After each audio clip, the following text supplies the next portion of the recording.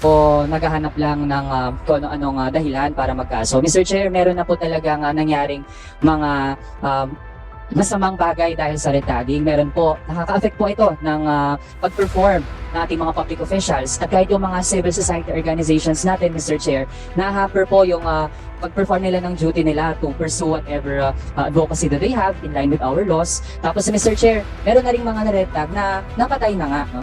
Dahil sa ganong threat na nagiging epekto sa kanila dahil sa pag-red tag coming mismo mula sa mga government officials. So, Mr. Chair, Give us a copy of those cases. We assure you that we will furnish you the status of those cases. The earliest would be this afternoon.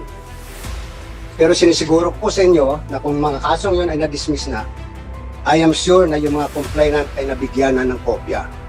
Ngayon, doon sa puntos na dahil nga walang red tagging, pa-file mo ng kaso ng violation ng Anti-Graft and Corrupt Practices Act. Para lang po yun yung nagpalusot tayo eh.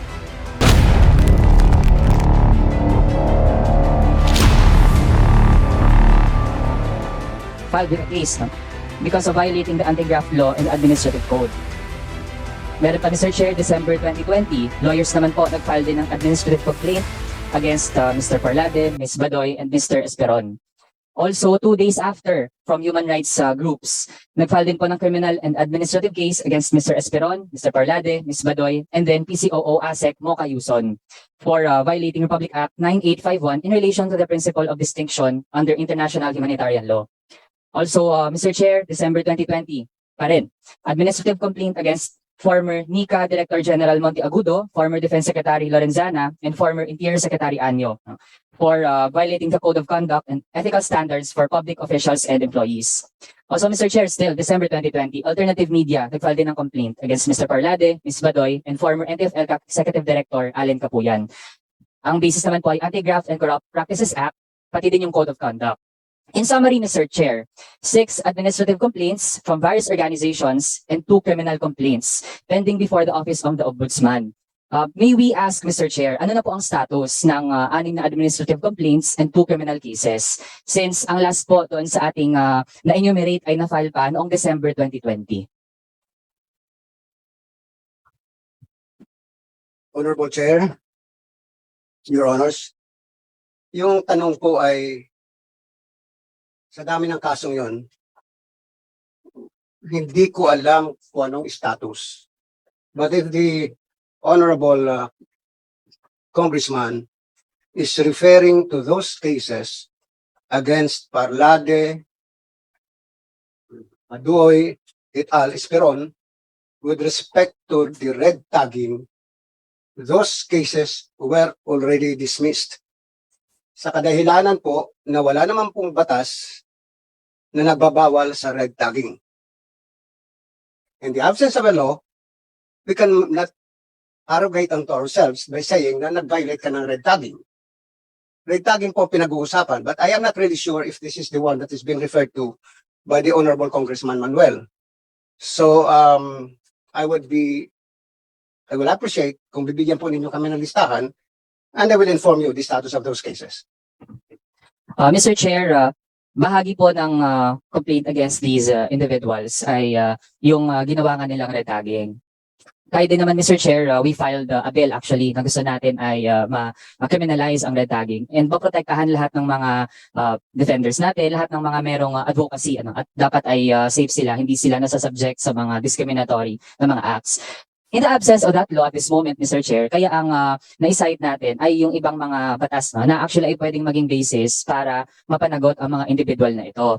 Mr. Chair, since hindi pa nakakatanggap ng official communication ang mga nag-file ng mga complaints against these people, may we request the Office of the Ombudsman to furnish our office, pati din yung mga nag-file mismo, na mabigyan po sila ng written na kopya ng dismissal para po on record ay mapanghawakan po natin iyon. Can the office commit to that, Mr. Chair? If Your Honor could please give us a copy of those cases, we assure you that we will furnish you the status of those cases. The earliest would be this afternoon. Pero sinisiguro ko sa inyo na kung mga kasong yun ay na-dismiss na, I am sure na yung mga complainant ay nabigyan na ng kopya. Ngayon, doon sa puntos na dahil nga walang red tagging, pa-file mo ng kaso ng violation ng Anti-Graft and Corrupt Practices Act. Para lang po yun yung nagpalusot tayo eh. Ba? Ito yung tinatawag ng palusot eh. Kung sa sibuyas, ito yung palusot na pagtatanim ng sibuyas o ani. Just like in the violation of the dangerous drugs law, marami po napafile sa amin ng Section 3A, ang pinakapunot dulo po ay drugs. So wala ho kami jurisdiction doon. So ginagamit, may mga pagkakataon po, ginagamit ang ombudsman. Sana wag naman po ganun. Dahil hindi naman po ang ombudsman karakarakan mag-action sa inyong mga kaso na wala naman talagang kinalalaman. Sa kadahilanan lang, magpa-file kayo ng kaso dahil ang respondent ay isang sikat na tao, mataas ang posisyon sa gobyerno. Binibigyan din po namin ng pansin yung mga kaso na file ng mga mahihirap. Binibigyan po namin ng pansin yung mga kaso na karapat dapat bigyan. Pero kung papalusutan kami na red tagging ang rason, pero sasabihin hindi, nag-violate ka ng Section 3 because Section 3 says undue injury to the government or the individual.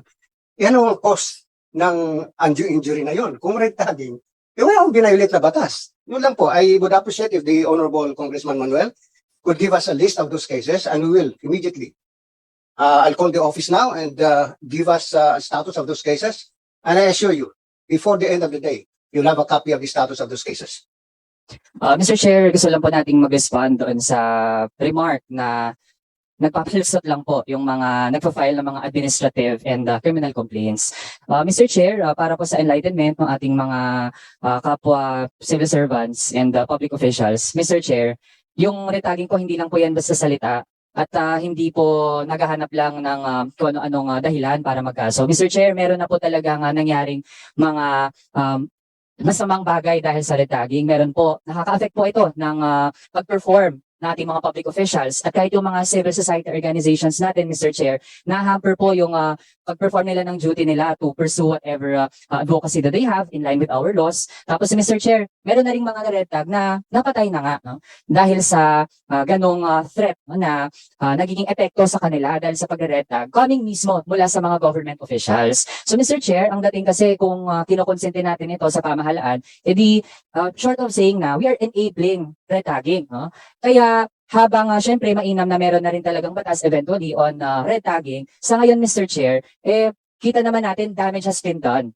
At nakakalungkot isipin na yung mga buhay na nawala because of red tagging, yung mga hindi na makapagpatuloy, no, whether in government man or hindi, nahihirapan na sa kanilang mga gusto sanang gawin, no, hindi na, mahirap na pong ibalik yun, Mr. Chair. Kaya sana mas maging proactive tayo when it comes to this matter. And sana po hindi din po napagbabangga na may mga kaso daw na para sa mga mahirap, ganyan. Yung mga rights defenders po natin, yung mga people's lawyers natin, yan din po ay merong mga ginagawa para sa mga mahirap.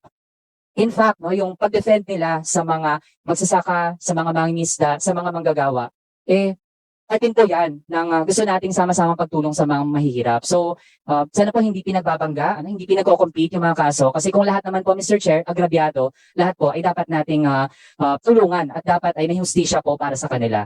Yun na muna, Mr. Chair. Maraming salamat. Alright, maraming salamat po, Representative Manuel.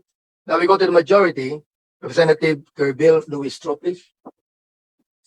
Good morning, Mr. Chair. Good morning to our distinguished colleagues. And of course, to our guests from the Ombudsman, most especially to Ombudsman Martires, and to my kababayan from Mabini, Batangas, our Special Prosecutor Edelberto Sandoval.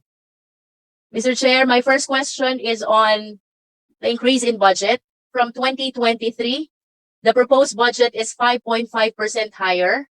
That is 263.1 million. Can you explain which programs were augmented, reason which yielded an increased budget by 263.1 million, Mr. Chair?